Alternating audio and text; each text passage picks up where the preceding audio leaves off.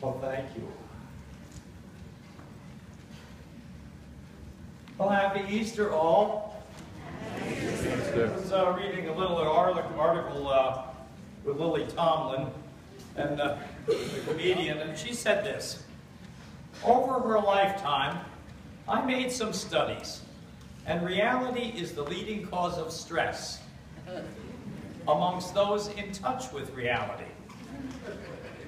I can take it in small doses, but as a lifestyle, I found it to be awfully confusing. It was just too needful. Reality expected me to be there for all the time. With all I have to do, I had to let something go. Yeah, I'll let you fill that in. The early Christians also had to let go of some of the reality that they understood, just as you and I still have to let go of some of the reality as we understand it. In the early world, the ancient world, there was no sense of resurrection as we would understand it through Jesus. Many believed that the dead were simply non-existent after they died, and outside of Judaism, nobody believed in resurrection of any kind. And the earliest Christians were criticized for their belief in resurrection. And it was one of the primary subjects of the early Christian thinkers and the early Christians themselves in worship. For example, it was not until the 10th century, get this, the 10th century, not the first, the 10th, that there was ever a body on the cross. Because they were living in a different reality.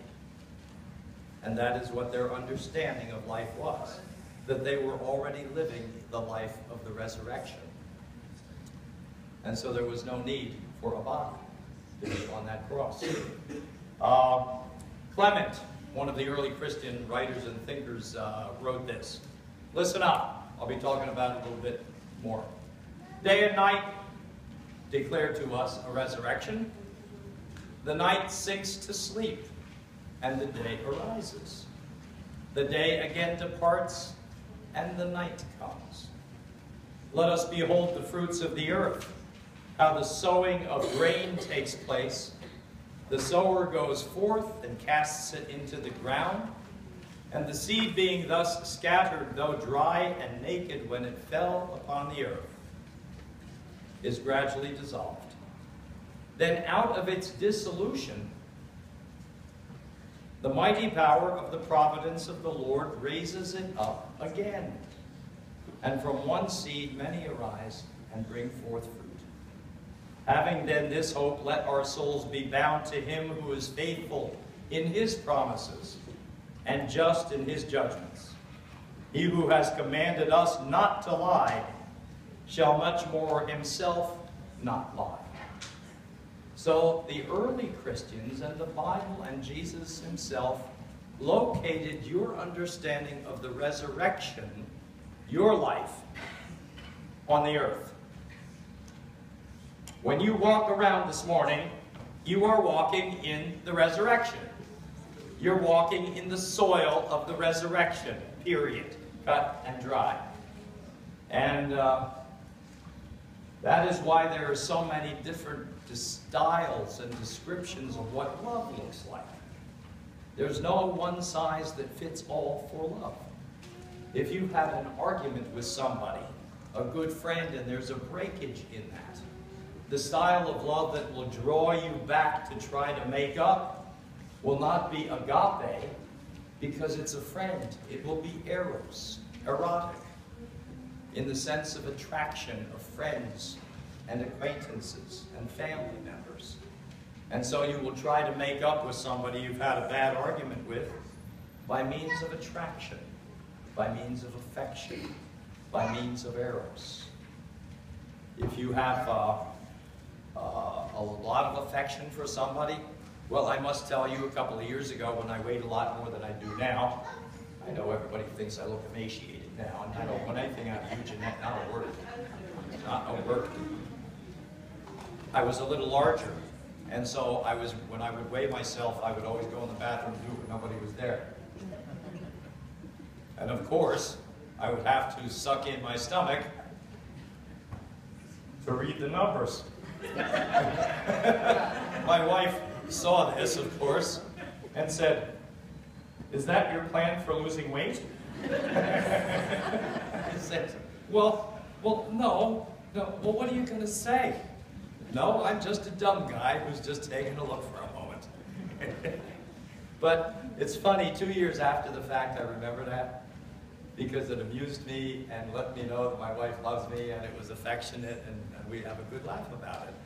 That is, in the Bible, one of the styles of Jesus' love, which is in your spirit, planted there by God, that lets you know that there is a resurrection. In the midst of, in my case, overweight, there is new life possibilities. Sounds simple, stupid, and basic, but it's anchored in the earth, isn't it? I saw something else here, guys, or whoever works with wood tools. I didn't know this, WD-40. If you spray it on the wood handles of tools, it'll displace the moisture from the wood on the tools, and it'll prohibit the corrosive elements that attack wood from causing splinters. Huh? You're right. Okay, you're welcome. just call me Johnny Ann Landers, okay? I'm helping you out here. But yeah, so if you don't want splinters, do that. Now, interesting thing there. WD-40 is an oil-based product, in part. It comes from the soil. It treats wood, which also comes from the soil. And it is used by you to protect your hands, and you are part of the soil. And when it dissipates, the WD-40 and the wood and you, we all go back to the same substance, do we not? The Ash Wednesday phrase. Thou art dust, and to dust thou shalt return.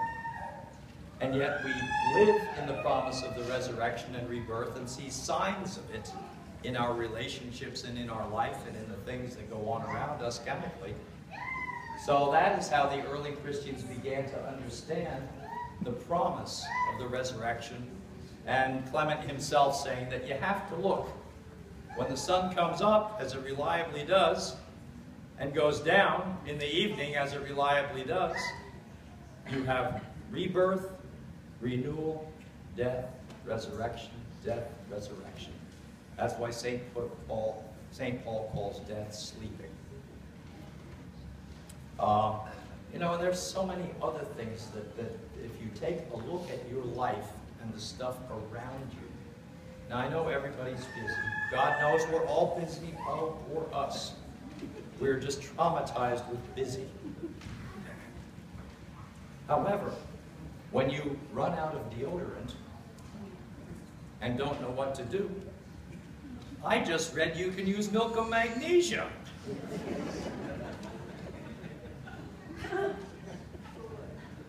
For underarm deodorant, Jeanette. Because it has the same characteristics that fights the bacterial stuff which causes the odor under your armpits, as underarm deodorant does. Now that sounds absolutely ridiculous, and I know it does. But the point is, it comes from the earth. What also comes from the earth is under our armpits.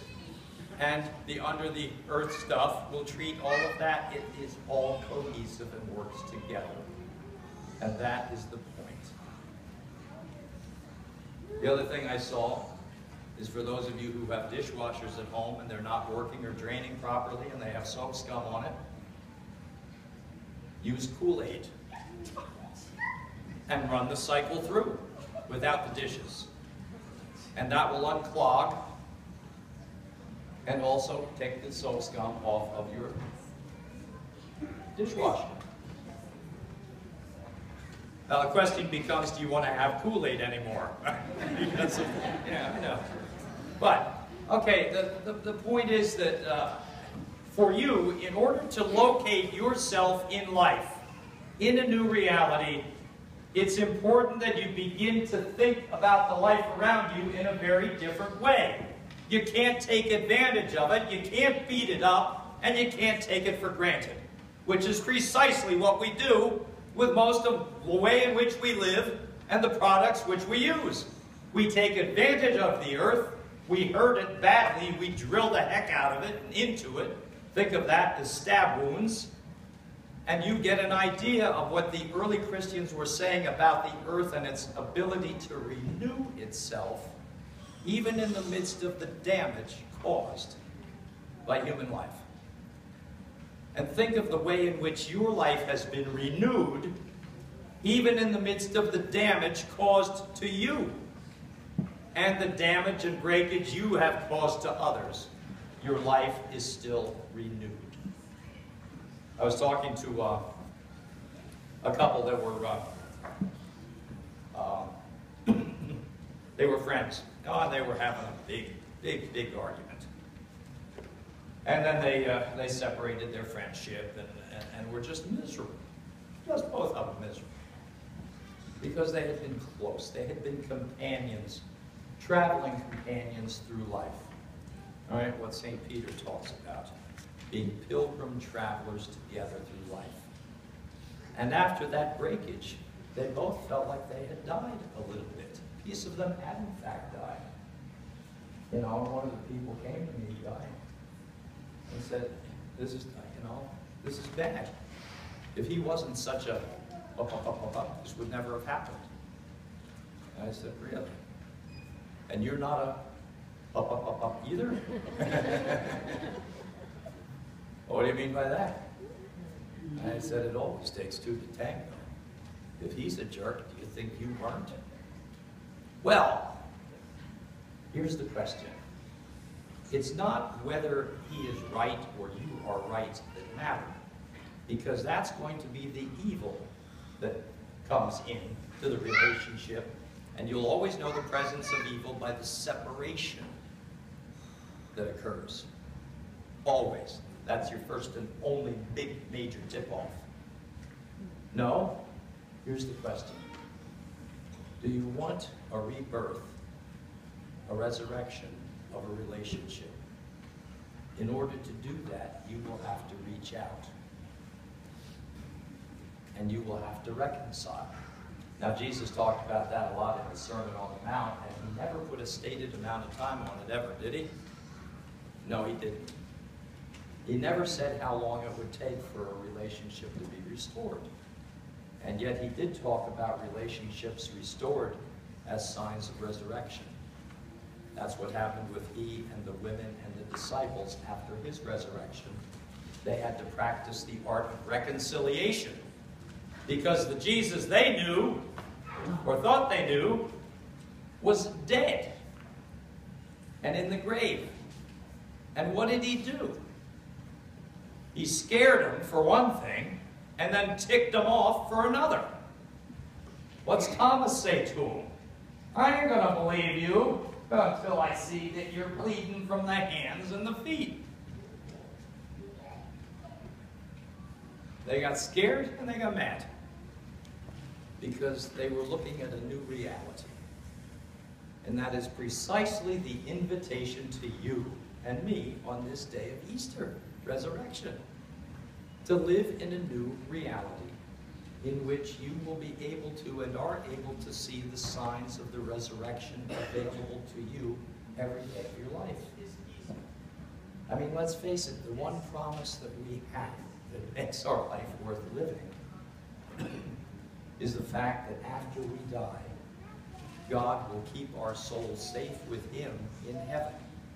And then a future time, he being the Lord will have no trouble at all recreating us in our physical bodies, whether we are cremated or in the ground and eaten by worms. He will recreate us in a new creation the same way he did the first time.